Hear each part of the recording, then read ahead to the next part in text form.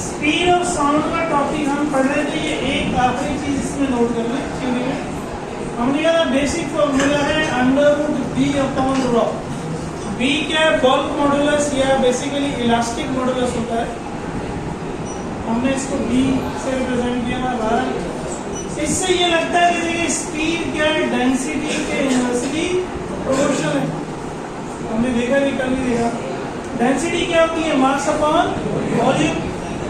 अब अगर हम बात करें डिफरेंट मीडियम्स की, सॉलिड, लिक्विड और गैस, तो सॉलिड की डेंसिटी लिक्विड से क्या होगी?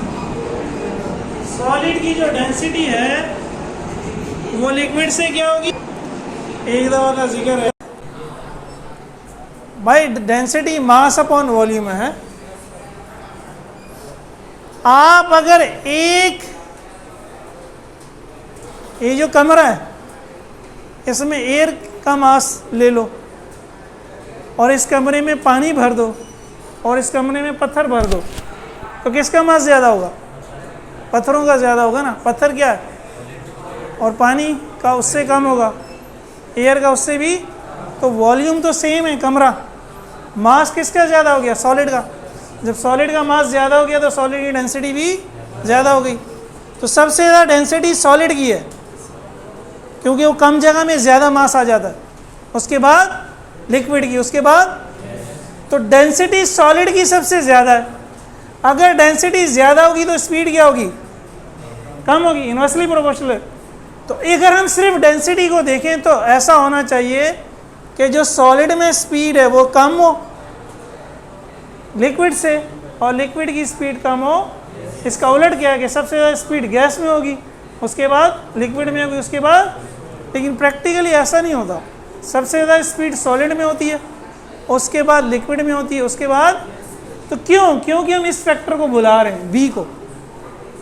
हम अगर बी को देखें, बी भी जो सॉलिड का है वो लिक्विड के बी से और गैस के बी से बड़ा होता है, बल्कि बहुत बड़ा होता है। तो अगर मैं ये पूरी चीज़ ले लूँ, b/ρ लूँ सॉलिड का, वो लिक्विड के b/ρ से बड़ा होगा और वो गैस के b/ρ से। तो b/ρ सॉलिड का बड़ा है, इसलिए सॉलिड की स्पीड भी। और भाई इजाज़त है मैं पढ़ा लूँ? इधर आओ, तुम बोला ना, तुमको पहले ही मैंने इधर बिठाया था। इधर आओ।